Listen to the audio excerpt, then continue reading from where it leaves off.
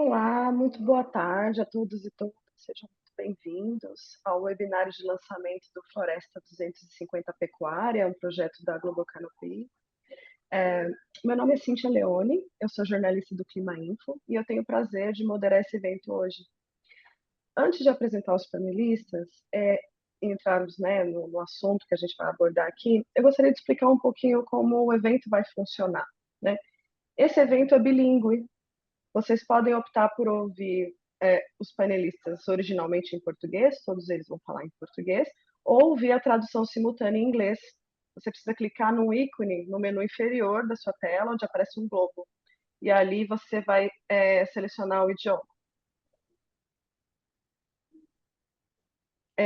Lembrando que para você ouvir só a voz da tradução, você precisa silenciar o áudio original, tá?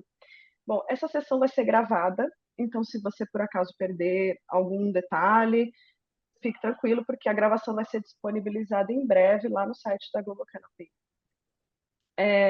Nosso evento hoje terá a duração de 1 hora, e cada panelista vai ter 5 minutos de falas iniciais, depois a gente vai colocar algumas perguntas para a resposta deles, né? E vamos abrir para perguntas da audiência também. Você pode enviar suas perguntas e comentários em qualquer momento na caixa de perguntas e respostas aqui do evento, ou pelo chat. Você pode escolher como você prefere fazer isso. A gente está calculando, tá, que a gente vai conseguir responder 4 perguntas. Se a sua pergunta não for contemplada, você pode entrar em contato posteriormente pelo e-mail que a gente vai divulgar aqui no chat do evento, tá bom? Uma outra coisa, em algum momento vai aparecer um pop-up, um quiz, né? A gente vai dar um tempinho para vocês responderem a pergunta do quiz. Então, quando isso acontecer, você já sabe, no final a gente vai divulgar o resultado do quiz, e eu agradeço desde já a sua participação nesse nosso quiz.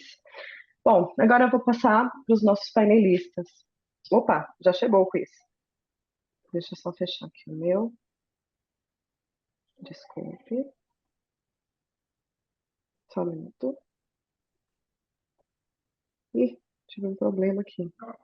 Enquanto Cíntia volta, quando é ao vivo sempre tem emoção, né? Mas a gente agradece a presença de vocês, e seguindo um pouco com o nosso script, vocês podem mandar suas perguntas a qualquer momento pelo chat, ou na caixa de Q&A também. E como Cíntia já disse, essa sessão está sendo gravada e vai ser disponibilizada no nosso site em breve. A gente vai passar, né, para as falas iniciais dos nossos convidados, antes a gente vai apresentá-los rapidamente. Eu, E Cíntia voltou? desculpa, eu voltei. O quiz me derrubou. Desculpe. Perdão, gente. Imagina, se não for com emoção, a gente nem sai da Sério. cama, né? Mas passo para você de novo, Cíntia, obrigada. Perdão aí pelo susto. Mas, bom, eu estava para apresentar os panelistas, né? Então, quero dar boas-vindas, umas boas-vindas especiais para eles. Jaciele Davi, que é analista de conservação sênior da WWF Brasil. Ela é advogada com extensão em Direito Ambiental e Mudança Climática pela PUC-Rio e especialista em meio ambiente e sustentabilidade pela Fundação Getúlio Vargas de São Paulo. A gente vai ouvir também a Isadora Carvalho, que é líder de engajamento de finanças sustentáveis da Global Canopy. E a Isadora é bióloga, formada pela Federal de Goiás e especialista em gerenciamento ambiental e economia ecológica pela Universidade de São Paulo. Bem-vinda, Isadora. Nós vamos ouvir Raoni Rajão, diretor de políticas de controle de desmatamento e queimadas do Ministério do Meio Ambiente e Mudança do Clima. Raoni é professor de Estudos Sociais da Ciência e Tecnologia do Departamento de Engenharia de Produção da Federal de Minas Gerais. E vamos ouvir também, por último, a Alice Tauti, que é diretora executiva do Instituto Centro de Vida e CV. A Alice liderou a construção de soluções para o controle do desmatamento e a mitigação das mudanças climáticas, trabalhando em diálogo com diferentes atores, setor público e privado. Então, em nome da Global Canopy, eu agradeço demais a participação de vocês. Bom, e vamos começar então com uma breve análise, né, do cenário sobre desmatamento e finanças, antes da gente divulgar os dados específicos, dessa iniciativa Floresta 250 Pecuária. Bom, Jaciele, como você enxerga o contexto de finanças livres de desmatamento no Brasil? Obrigada e mais uma vez bem-vinda. Muito obrigada também, Cíntia, e obrigada à equipe Global Canopy pelo convite. Bom, final de 2024, a gente está entrando no ano de 2025, ano chave aí para a conservação, e o WWF Brasil, assim como o Global Canopy, também tem um olhar para cadeias de valor, né, das grandes commodities brasileiras, e o setor financeiro ele tem um importante papel nessa cadeia, né? Vem das instituições financeiras, e aqui falando dos investidores institucionais, principalmente, os grandes investimentos para as empresas, né, que estão ali envolvidas no negócio de venda, trade, etc., de agrocommodities. Muito ainda se vem de capital estrangeiro, né, investidores internacionais e estrangeiros, mas a parcela do setor financeiro brasileiro também é muito importante. E aí aqui também entra o setor bancário, ali na concessão de crédito também. Bom, e a análise que o W Brasil faz, e eu aqui tendo o papel como que faz o diálogo e o engajamento do setor financeiro para os temas de conservação, e o desmatamento é um grande tema que a gente trabalha, é que ainda há muito o que se caminhar, né? O caminho ele ainda precisa ser bastante percorrido aí pelas instituições financeiras. A gente tem visto que ainda há uma ausência de compromissos públicos, de metas mais práticas, mais concretas no tema de desmatamento por essas instituições, ter engajamentos mais concretos com as empresas. Então, as instituições financeiras sozinhas, elas fazem muito, mas não fazem tudo. Elas têm que usar o seu papel e o seu poder como acionistas, como investidores, como participantes nas sociedades das empresas para fazerem, alavancar essa estratégia, agenda e a necessidade que o Brasil tem de se zerar o desmatamento, de ter mais monitoramento das cadeias, mais compromisso público. Então, ainda há muito o que se caminhar. Todavia, nos últimos anos, a gente teve também ganhos importantes e teve avanços importantes no setor, né? Isso se demonstra, por exemplo, com a quantidade de coalizões que surgiram, de compromissos públicos ali setoriais que surgiram do setor financeiro. Algumas gestoras de ativos, investidores institucionais sendo mais vocais no engajamento com as suas empresas investidas. Então, a gente tem visto, sim, um avanço importante no setor, mas ainda há muito que se caminhar. Então, acho que o caminho que a gente gostaria de ver, a mudança que a gente gostaria de ver, é que cada vez mais fossem se implementado e cumpridas promessas realmente práticas, flexíveis, com metas quantificáveis, com prazos. E é isso que a gente está trabalhando, e um material como o que está sendo lançado hoje, né, como o Floresta 250, ajuda aí muito no monitoramento desses compromissos e dos avanços que o setor privado vem tendo. E o WWF também, como uma entidade, né, que está trabalhando com tudo isso, celebra o material e o esforço do Global Canopy, e a gente se alia, né, com essa entidade também nesse esforço comum. Então, inicialmente, Cíntia, era essa consideração que eu queria fazer, né? Que juntos, o alinhamento do terceiro setor, olhando para o setor privado e dialogando com ele para a gente impulsionar e ajudar a tangibilizar mesmo essas metas, esses compromissos, a colocar em prática esses esforços. Então, é para isso aqui que a gente está. E agradeço muito o espaço e celebro o lançamento do Floresta 250. Obrigada. Muito obrigada, Jaciele. Bom, então, rapidamente eu vou passar a palavra para a Isadora, exatamente para a gente ouvir, né, quais são os dados novos que o Floresta 250 Pecuária apresenta. Isadora, muito obrigada, passo a palavra para ti.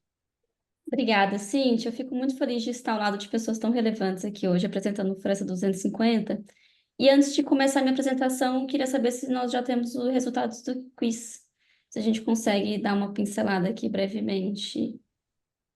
para o pessoal. A gente. Bom, então, quando a gente considera que o Brasil ele é responsável por quantos por cento de desmatamento global causado por pastagens, aqui a gente está falando de 60%.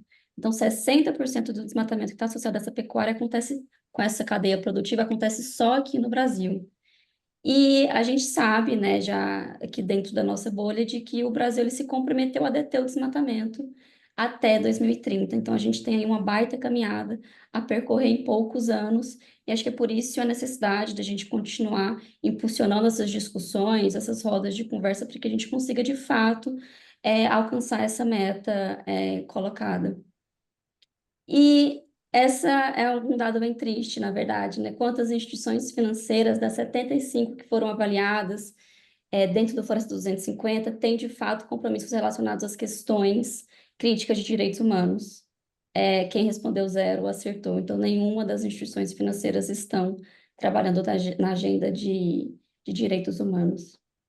Bom, com esse início aí, talvez um pouco triste, gostaria de pedir o compartilhamento dos slides para a gente começar a conversar um pouco. Obrigada. Bom, acho que antes da gente iniciar de fato a conversa sobre a Floresta 250, acho que é interessante iniciar apresentando a Global Canopy. A Global Canopy ela é uma organização sem fins lucrativos que é orientada por dados com o objetivo da gente aprimorar a transparência e aprimorar o accountability do mercado em relação aos seus impactos na natureza. Então, a gente oferece dados de acesso aberto, ferramentas, insights e orientações para instituições financeiras, para empresas, governos e sociedade civil, justamente para apoiar todos esses atores a tomarem decisões mais conscientes sobre natureza, sobre florestas e sobre pessoas. E a gente sabe que não há uma solução para a crise climática sem antes a gente trabalhar para uma solução para o desmatamento. A pecuária ele é um dos maiores vetores de desmatamento global, onde 60% desse desmatamento que está associado a essa cadeia de produção do gado, ele acontece só aqui no Brasil. Então, por isso a importância de instituições financeiras e de empresas que estão inseridas nesse contexto em impulsionar práticas mais robustas em direção a uma cadeia produtiva com desmatamento zero.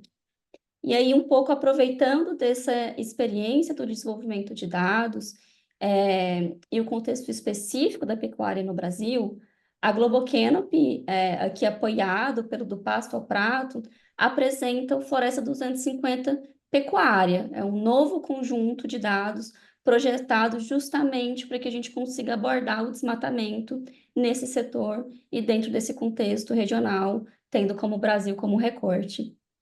O próximo slide, por favor. E essa iniciativa, ela avalia o desempenho de 175 empresas e 75 instituições financeiras ao redor do mundo, que tem essa maior influência no desmatamento brasileiro, impulsionado pelas cadeias de suprimento da pecuária, e aqui a gente incluindo gado e couro. Então, as organizações, empresas e instituições financeiras, elas são avaliadas com base na força e na implementação de seus compromissos em relação ao desmatamento, à conversão de ecossistemas e aos abusos de direitos humanos associados. Então, essa é uma avaliação que a gente entende hoje como uma linha de base. O nosso interesse é termos uma fotografia, um recorte de como que essas 175 empresas e 75 instituições financeiras estão performando hoje no combate ao desmatamento. E é nosso interesse, no ano que vem, coincidindo com a COP30, a gente publicar uma segunda avaliação, essa agora pontuando e ranqueando essas 250 organizações. O que a gente espera é que haja um progresso real e robusto dessas organizações que estão sendo avaliadas em direção ao marco da COP30, que coloca a natureza e o desmatamento como uma questão central aqui dentro da nossa luta climática. Bom, e os dados mostram que as instituições financeiras e as empresas, essas, né, que estão sendo avaliadas com a maior influência no setor, elas estão falhando em adotar e implementar políticas para combater o desmatamento. Quando a gente olha só para empresas, 83% não publicaram compromissos relacionados ao desmatamento para as commodities de gado relevantes. Próximo slide, por favor. E esse número, ele não se destoa muito quando a gente olha para as instituições financeiras. Das instituições financeiras avaliadas, 80% não publicaram políticas de desmatamento para produtos da pecuária. Próximo slide, por favor. E é importante destacar que os compromissos não são suficientes, é uma porta de entrada para a implementação de melhores práticas. Então, a divulgação transparente dos volumes de uma commodity, por exemplo, é um indicador-chave de uma implementação que está sendo feita de uma forma adequada.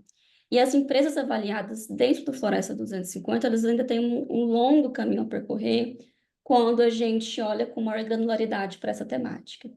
88%, desculpa, das empresas avaliadas para o setor de carne bovina, elas não divulgaram nenhum volume como sendo livre de desmatamento ou conversão.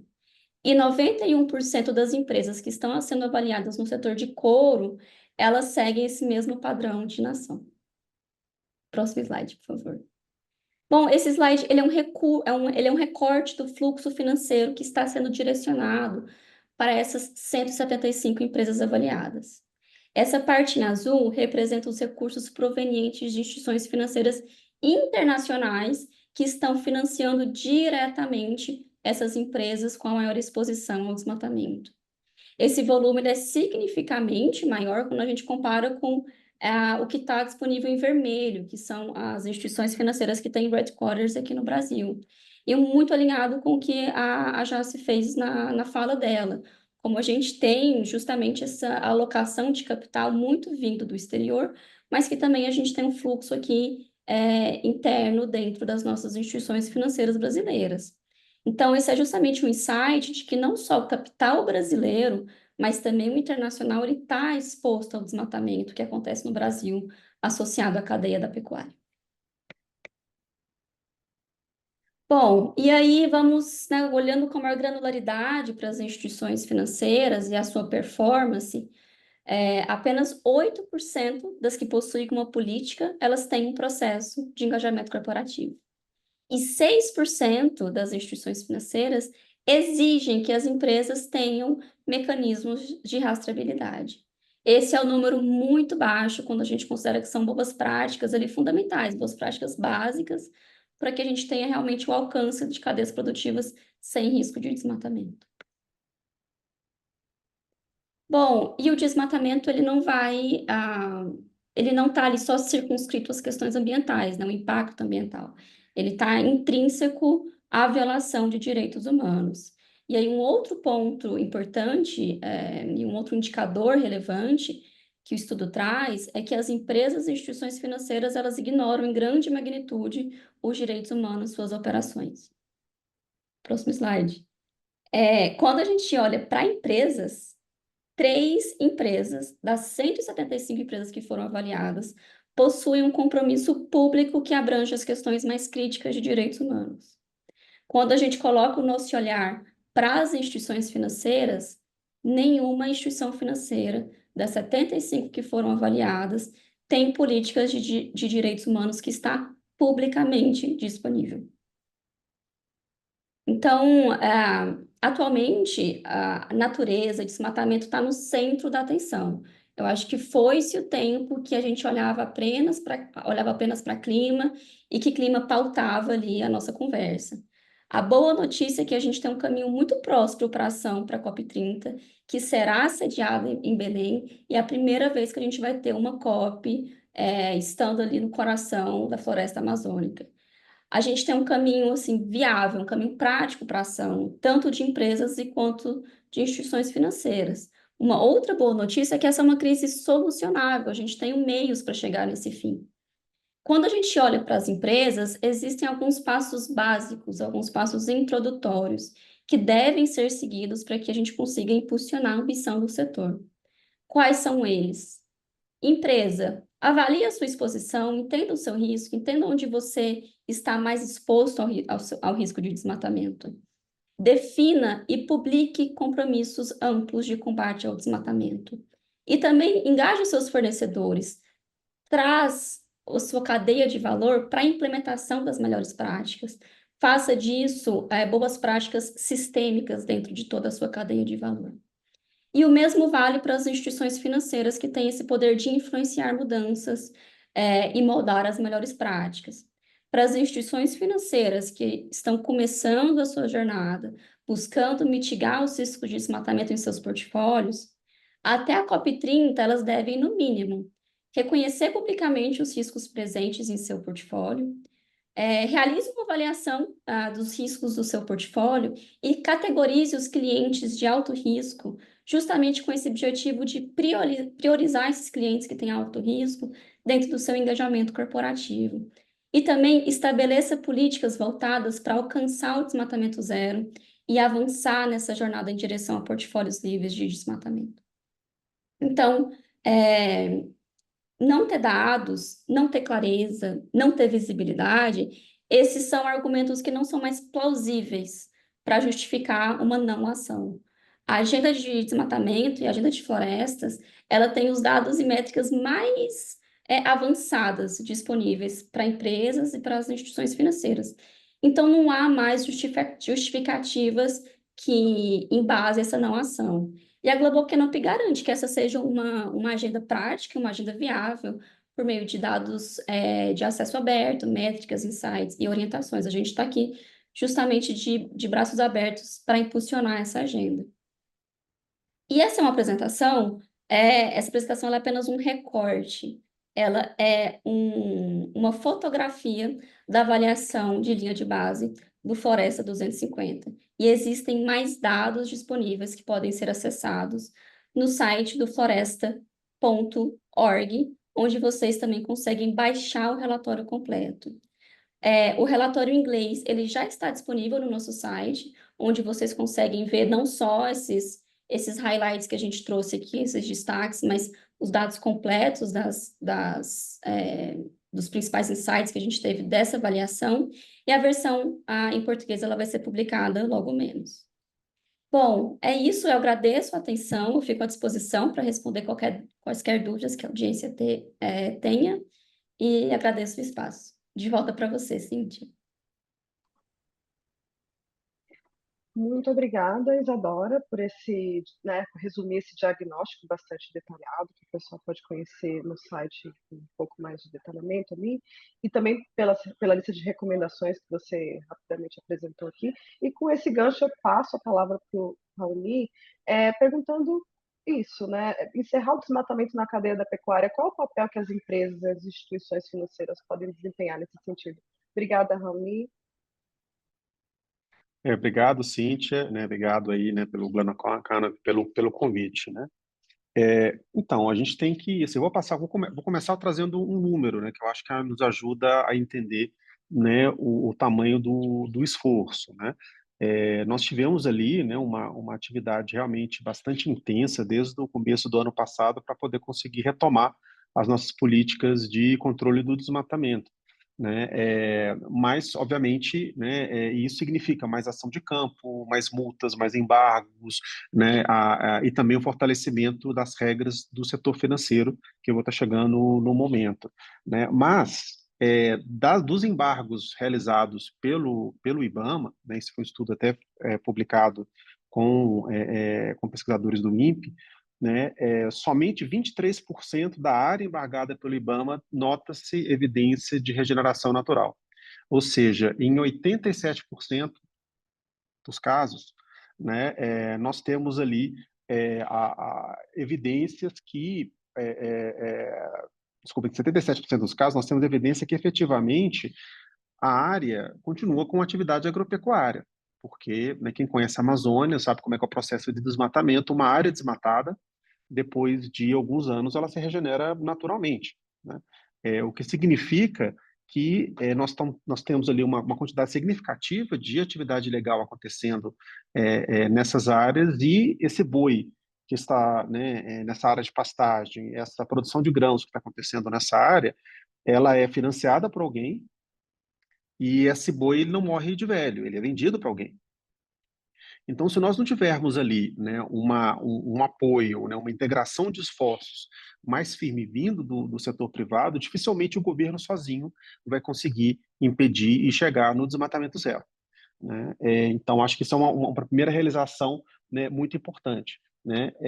E aí, assim, nós tomamos algumas providências nesse sentido, né? Uma delas, né, que eu acho que foi bastante significativa, é fortalecer as regras do crédito rural. Desde 2008, existe a vedação de dar crédito rural para imóveis com embargo, né? Só que, quando foi pensada a regra em 2008, ainda não tinha um cadastro ambiental rural, tinha uma série de dúvidas, então, como é que estava escrita a regra? O produtor apresentava uma autodeclaração dizendo, eu não tenho embargo na minha área, e pegava o crédito e ia embora feliz da vida, né?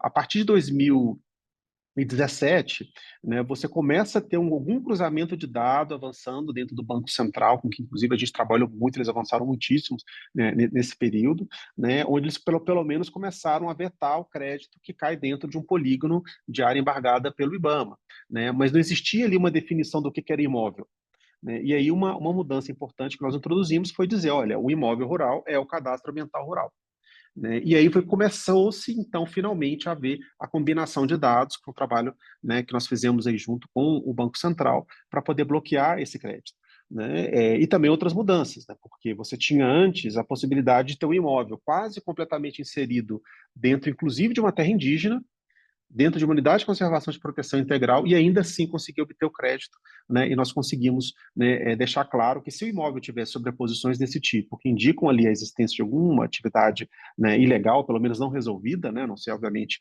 no caso de uma unidade de conservação, você tem um título, então a área, né, não pode obter crédito. Isso, né, teve uma reação muito importante. A gente nota aí, inclusive, que uma parte significativa da queda do desmatamento se deu exatamente pelo fato das instituições financeiras estarem mais preocupadas ao internalizar essas regras, né, e o próprio setor entender das consequências do desmatamento ilegal. Mas a gente precisa avançar ainda bastante, principalmente nas cadeias, em particular com relação à pecuária, né? E aí eu gostaria só de notar que, assim, é claro que a gente precisa avançar, né, e ter mais dados melhores, né? Existe a discussão, inclusive, da rastreabilidade individual, né? Mas já existem muitos dados, esses dados estão na mão, né? Agora eu me pergunto, se hoje nós temos já os esforços, por exemplo, do Ministério Público, que já há praticamente 10 anos tem auditorias, inclusive com dados transparentes, né? Qualquer financiador, qualquer banco, qualquer cliente pode entrar e saber, por exemplo, qual foi o nível de compliance dos principais frigoríficos do país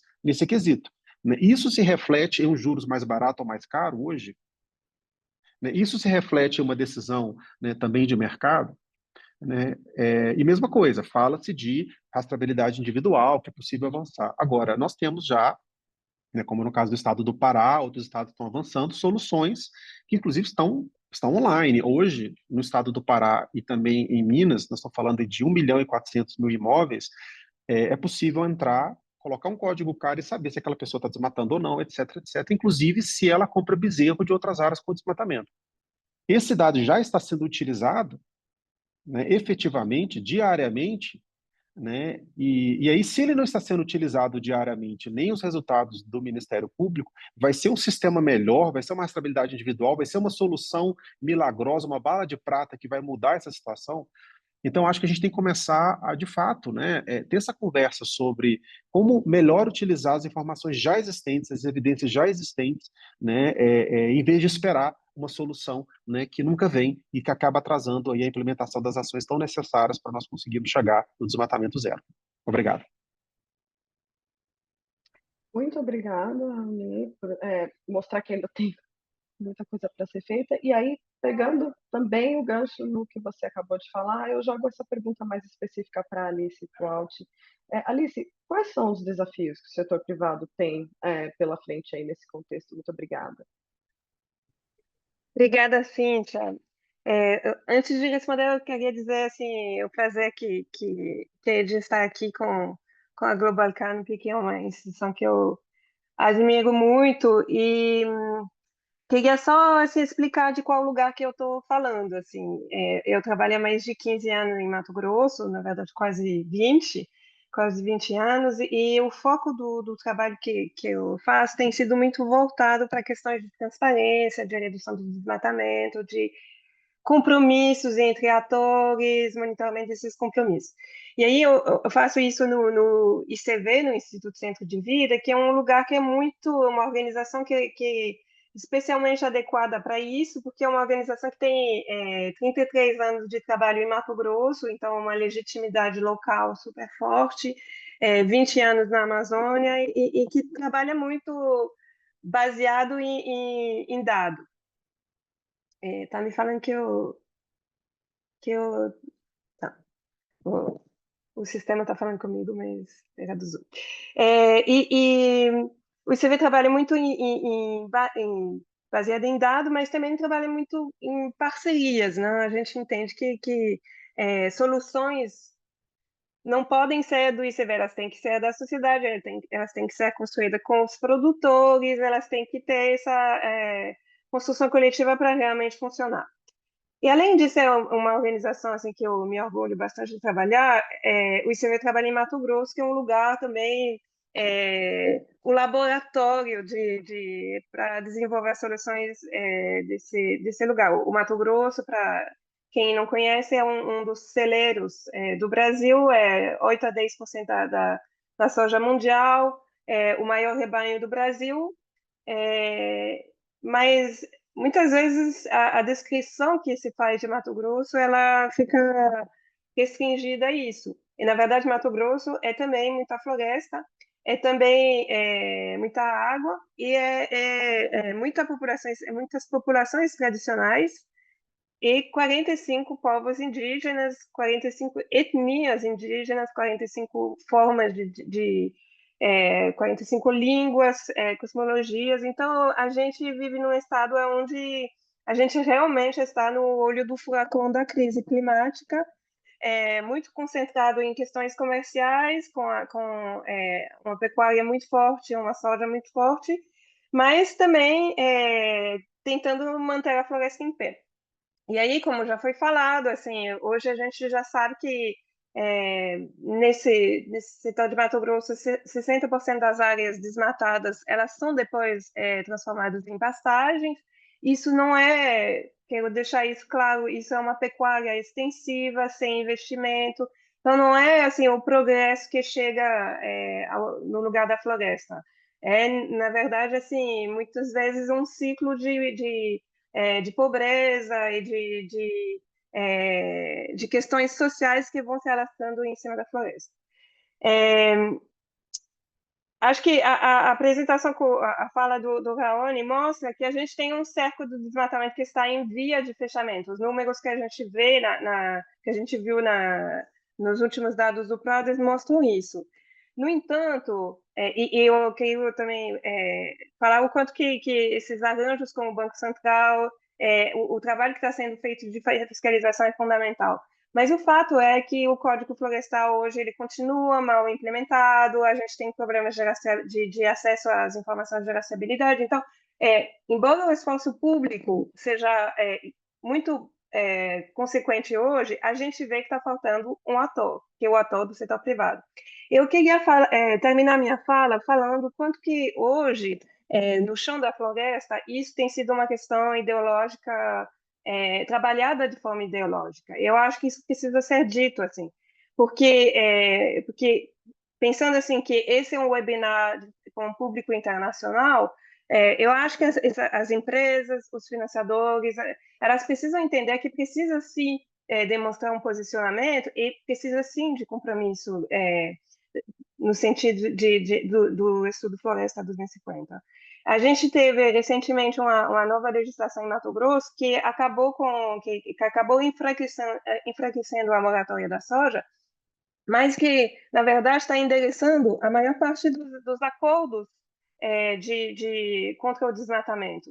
E isso mostra que hoje não é uma questão somente de compromisso de atores de fora de Mato Grosso, mas também esses acordos só podem existir se tiver posicionamento firme de fora de Mato Grosso para tentar acabar com essas posições ideológicas dentro de Mato Grosso. E eu falo aqui de uma legislação que, na verdade, está sendo votada em outros estados, e com isso precisa muito de reforço. A gente precisa ter um setor privado, um setor financeiro que ocupa esse lugar. E quando eu vejo os números que foram compartilhados com a gente, eu fico um pouco preocupada, porque o que a gente viu é que a gente está sempre nos menos de 10 para quem faz e sempre lá pelos 80% para quem não faz. Muito obrigada, Alice. Bom, ouvindo vocês quatro, me ocorre uma pergunta que eu gostaria de fazer exatamente para o painel inteiro, assim, se vocês pudessem responder rapidamente essa pergunta, e aí a gente começa essa sessão de perguntas. COP30 no Brasil, né? O mundo vai focar bastante nessa questão, invariavelmente isso vai ser um tema. E esse relatório ele chega no final de um ano bastante difícil, né? Então, o que vocês gostariam de ver acontecer assim, em 2025, pensando nessa atenção, né, que o mundo vai dar para o tema pela COP-C no Brasil, né? E pensando no que a gente precisa ver em termos de avanço, que eu acho que vocês colocaram muito bem. Se vocês pudessem fazer um breve comentário assim, com esse foco, né, do que vai ser o ano de 2025, toda a atenção que o Brasil vai ter, com um olhar bastante forte internacional nessa questão, eu agradeço. Vou começar pela ordem que a gente já estabeleceu aqui. Jaciele, vou pedir para você puxar essa fila. Obrigada. Ai, claro, obrigada, Cíntia. Olha, enquanto sociedade civil, aqui, terceiro setor, a nossa expectativa é que a gente consiga diminuir a disputa de narrativas na COP30, que ela não vire um palco para disputas ideológicas e tenham ali pressões contrárias ao objetivo que deve ser o acordo das partes com os melhores objetivos climáticos que a sociedade precisa. Então, primeiro é isso, né? Essa é a nossa expectativa. Segundo lugar, e aí, de fato, né, como a Alice bem lembrou, a gente está enfrentando um período de que estão querendo, né, estão flexibilizando alguns ganhos e conquistas que tivemos na área de sustentabilidade, conservação, como a moratória da soja. Então, a gente vê isso com muita atenção, preocupação e cada vez mais colocando na mesa para que o setor financeiro, mas também as empresas, se, né, tomem parte da responsabilidade que precisa ser de todos nós para alcançar, primeiro, o objetivo do desmatamento zero no Brasil e, em segundo, ali, uma adaptação e mitigação das mudanças climáticas. Então, em termos de COP30, né, a Amazônia vai ser um foco natural do mundo, né, sempre está ali nos holofotes, mas a gente também quer muito jogar luz para a questão do cerrado, né, que foi um bioma aí que nos últimos anos ainda foi muito explorado, muito desmatado, e a gente também vê um avanço dessa fronteira agrícola agora indo para a região do Mato Piba, né, que são os estados de Maranhão, Piauí, Bahia e Tocantins. Então, em grande resumo, é isso, né? A COP30 ela está se desenhando ali como um importante palco, a gente só precisa cuidar para que os holofotes sejam dados para as prioridades realmente necessárias. Então, Amazônia, sim, importantíssimo, continua sendo, ainda mais com essa questão da moratória da soja, mas o Cerrado também precisa ser muito bem colocado em destaque e que todos estejam com os mesmos objetivos ali globais. Muito obrigada. Isadora, queria te ouvir o que você acha de COP30 e como pode ser a incidência desse tema nesse ano super crucial para a gente. Obrigada.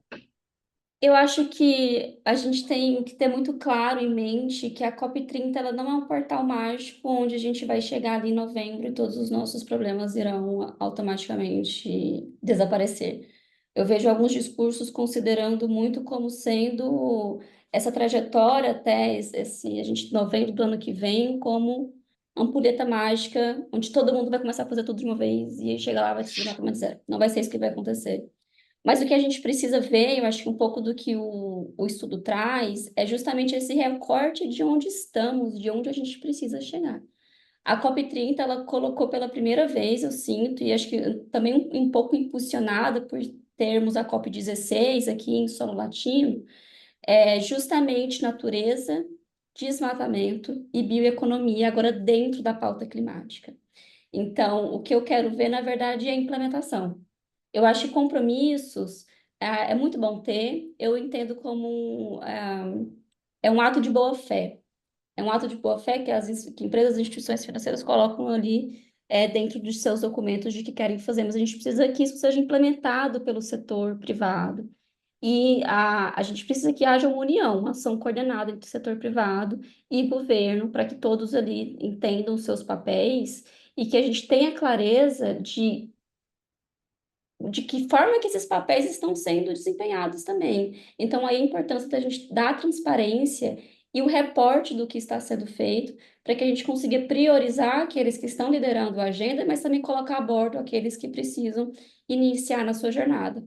Eu acho que eu finalizo com o entendimento de que não vai ser um dia mágico ali, uma semaninha mágica que vai resolver todos os nossos problemas, de onde estamos até lá é um ano de muita ação que precisa ser coordenada e também que precisa a gente ter um envolvimento do setor privado no seu entendimento de qual que é o seu papel, de que ações precisam ser implementadas e que a gente não pode mais continuar apenas no discurso de que temos o interesse de, gostaríamos de trabalhar na agenda, mas que não há de fato uma implementação prática e viável de todos esses compromissos e de todas essas políticas.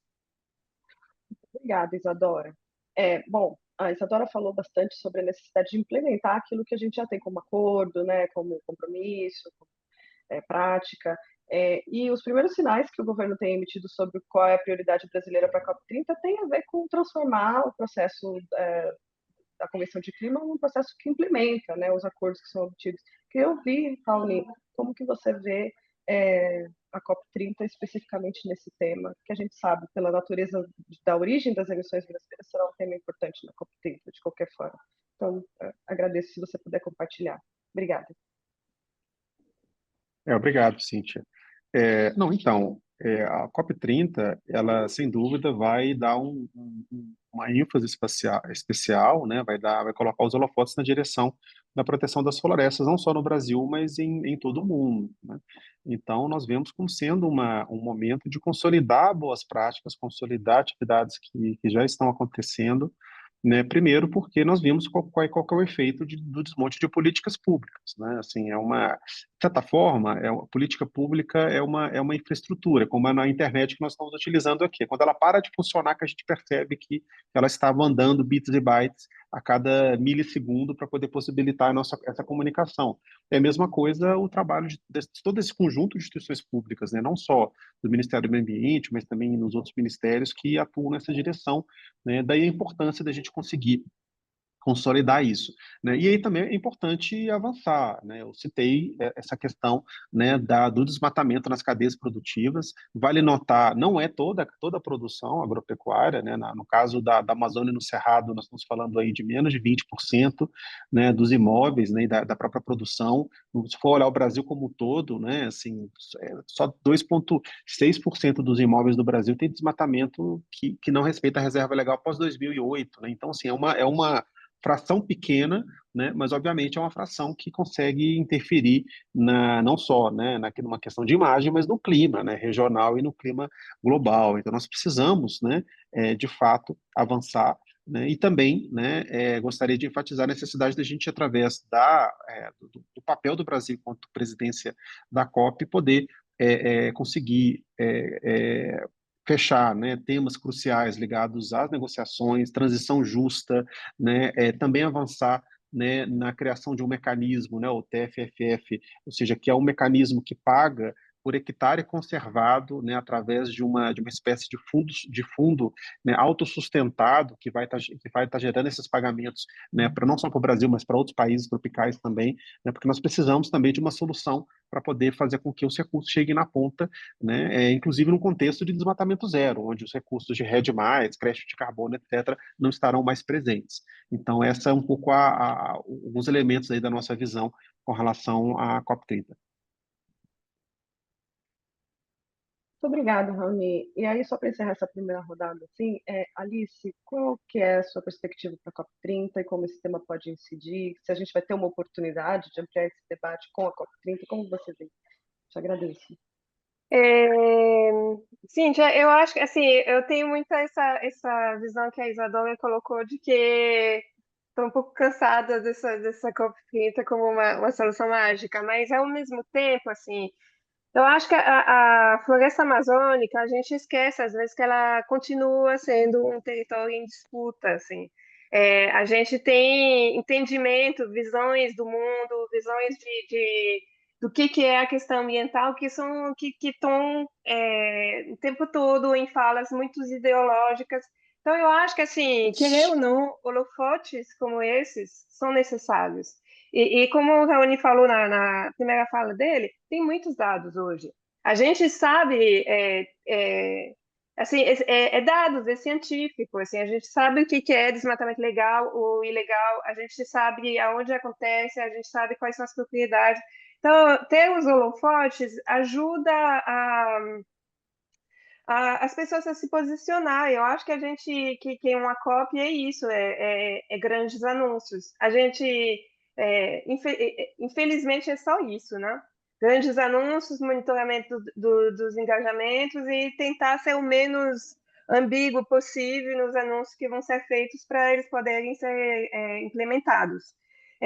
Acho que é muito proveitoso, é muito positivo ter um estudo desse colocado assim. A gente ainda não está em 2025, embora todo mundo queira que 2024 acabe logo, a gente ainda não está em 2025, mas a gente tem todo 2025 para trabalhar isso e transformar isso em compromissos. Eu acho que são números que são muito preocupantes, né? A gente tem dados, a gente consegue dizer que o sistema financeiro ainda não trabalha a favor da redução do desmatamento. O que pode ser anunciado, construído até a COP para mostrar que esses atores estão parte do jogo e estão a favor da redução do desmatamento? Perfeito. Tem uma pergunta que chega aqui para a gente, que é o seguinte, vou ler. É uma pergunta que fala assim, sobre a intensa participação das instituições financeiras, né, estrangeiras, né? Há uma preocupação com relação a uma possível reação negativa dos setores de ESG internacional? Assim, é possível ampliar isso para além dos setores que estão pensando na agenda de ESG? E vocês sentem que é possível que haja uma reação negativa do setor privado como todo, assim, no sentido de serem criticados? Eu vou deixar também essa pergunta para o painel, tá? E não sei, talvez, Alice, você acabou de falar, de repente você pode começar a reagir a esse questionamento. Eu sempre fico pensando assim, o quanto essa separação entre Brasil e estrangeiro ela está um pouco falha, porque na verdade assim a gente sabe que esse financiamento ele muitas vezes a gente fala de como que a gente fala blended finance, né? De vários tipos de financiamento, vários tipos de atores. A gente vem em Mato Grosso vários atores que têm a sede em outros lugares. A JBS é uma empresa brasileira, mas também tem muitos ativos em outros lugares. Então, de novo, tenho uma certa desconfiança que isso não seja uma visão um pouco ideológica das coisas. Eu acho que é sempre bom também. São questões que às vezes é difícil, o copo metade cheio, um copo metade vazio, né? A gente tem no Brasil na verdade, assim, muita tecnologia de rastreabilidade, a gente tem muita possibilidade, muitos dados, Eu acho que é preciso enfatizar isso para mostrar que o Brasil é um lugar que é, pouca manifestação, mas uma manifestação bem feita, um compromisso bem feito, ele faz muita diferença, porque no final estamos com a faca e o queijo na mão. E ao mesmo tempo é preciso também mostrar os problemas, porque eles continuam, né? Então, é sempre difícil acertar a medida, mas eu acho que com um pouco de bom senso a gente consegue fazer isso. Perfeito. A gente está ainda com 10 minutos. Eu vou pedir para vocês comentarem também esse aspecto. Não sei, eu vou passar primeiro para a Isadora, e depois a Jaciele, e depois o Raoni. E logo em seguida eu tenho uma pergunta específica para o Raoni, por isso já deixei você para o final. Então, Isadora.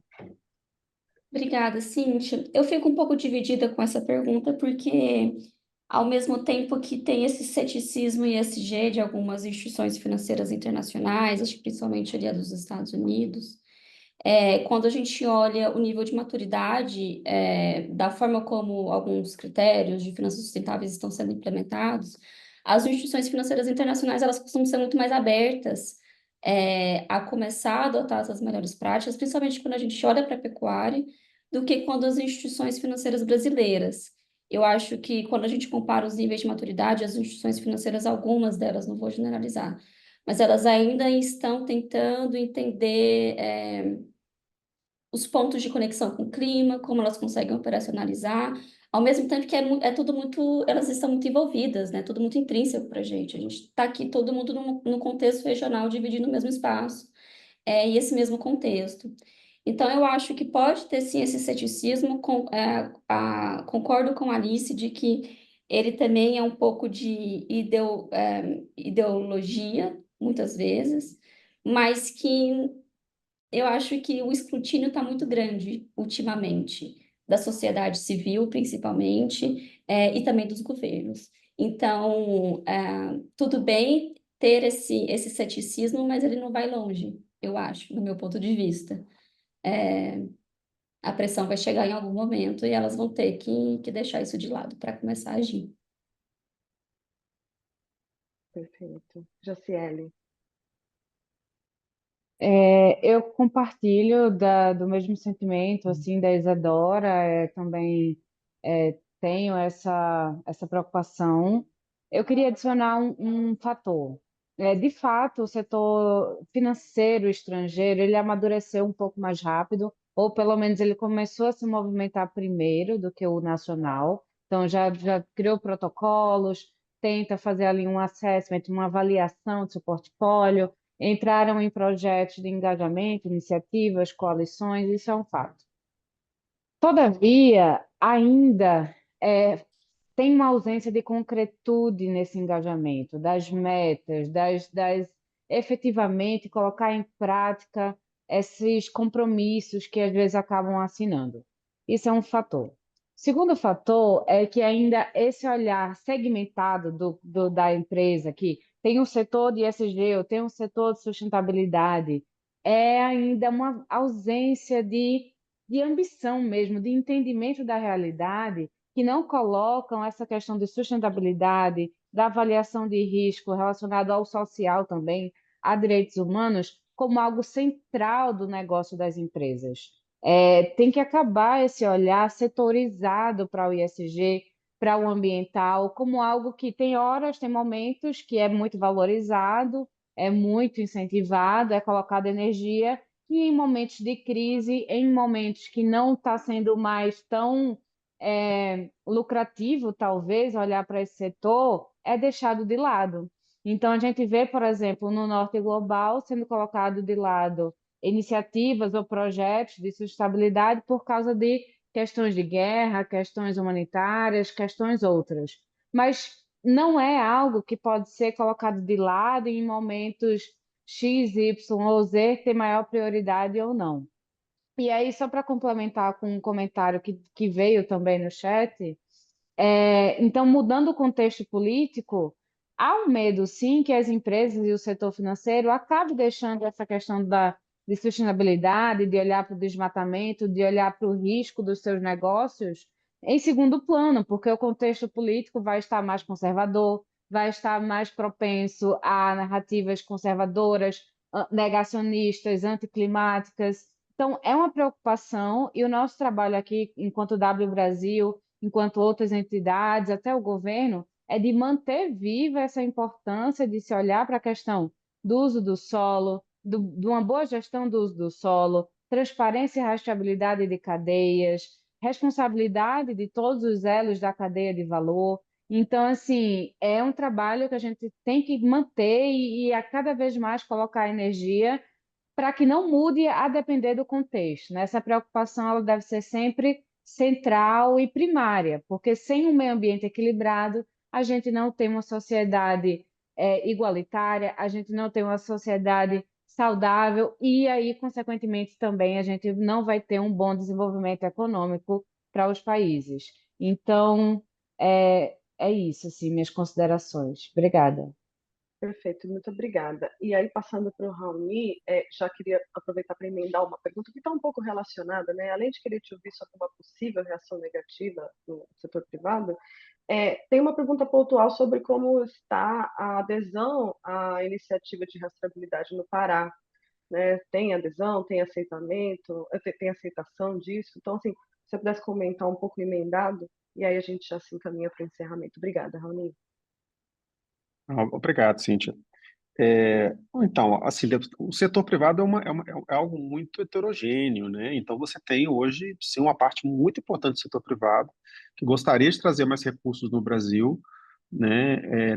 Não faz porque existe um risco socioambiental que tem diminuído significativamente, né? A gente tem que lembrar que o desmatamento caiu 45%, né, de 2 anos para cá, mas ele ainda existe, né? Então, obviamente, tem esse lado também, né? E você tem, né, um outro setor privado que sim tem agido, tem avançado, mas tem, de certa forma, sido muito cauteloso, até porque se uma empresa A, adota medidas mais concretas, mais duras e deixa de comprar uma parte significativa do gado que entraria para ser abatido e a empresa B não o faz, a empresa A vai à falência e a empresa B vai se tornar mais lucrativa. Essa é a realidade do mercado hoje, né? Daí, muitas vezes, existe esse desafio de acordos pré-competitivos para que o setor caminhe de maneira mais coordenada e com todo mundo com a mesma possibilidade de competição, né? No caso específico do Pará, né, aí eu me refiro, inclusive,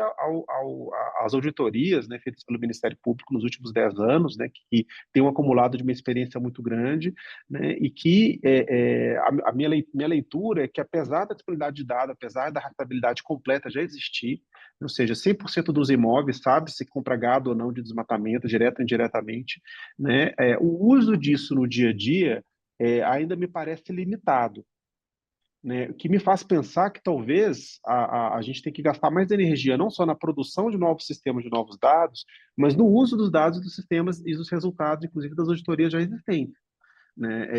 E aí, por exemplo, eu me refiro às regras que foram colocadas já no setor financeiro, né, que são para as empresas desenvolverem novos sistemas de rastreabilidade, etc. E depois tem a discussão, a empresa não consegue ter acesso ao dado, mas, poxa, mas é um dado pessoal, é um dado sensível, né? Como é que o governo oferece esse tipo de dado para empresas privadas? Aí começa a entrar em todo um entrave, né, que acaba distraindo da questão principal, e a questão principal é, de fato, né, quando se tem informação, não existe desculpas, né? A decisão tem que ser tomada. E onde não existe informação, tem que ser embutido o risco da ausência da informação, que é uma coisa muito importante também, né? Hoje, concretamente, é mais seguro fazer um investimento no Pará, né, onde se uma empresa faz um estudo concreto separando o joio do trigo, do que em outros estados onde não tem nenhuma forma de transparência, porque você não consegue, né, tomar a melhor decisão. Então, ou seja, existe aí, eu acho que a gente precisa procurar dessa discussão de como garantir que os dados são melhor utilizados.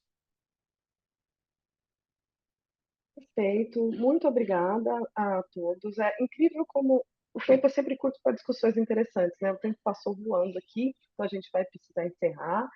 Quero agradecer mais uma vez a participação de todos, em particular do nosso painel, que trouxe insights muito importantes para a gente refletir aqui nesse final de ano e em preparação para 2025. Parabenizar a Global Canopy pelo relatório. Ele está disponível completo em globalcanopy.org. Em breve, nesse mesmo site, você vai ver a gravação desse evento. As perguntas que não puderam ser respondidas aqui, a Raissa nos ajudou colocando o endereço onde você pode enviar alguns questionamentos, algumas considerações para o painel. Gostaria de agradecer mais uma vez e dizer que a gente vai, antes de encerrar aqui a chamada, vai aparecer um quiz no pop. Então, se você puder novamente responder antes de sair, agradeço mais uma vez. Bom, é isso. Muito obrigada, gente. Obrigada, Global Canopy e os nossos quatro painelistas. Uma boa tarde para todos. Muito Obrigada. obrigada. Obrigada, Cíntia.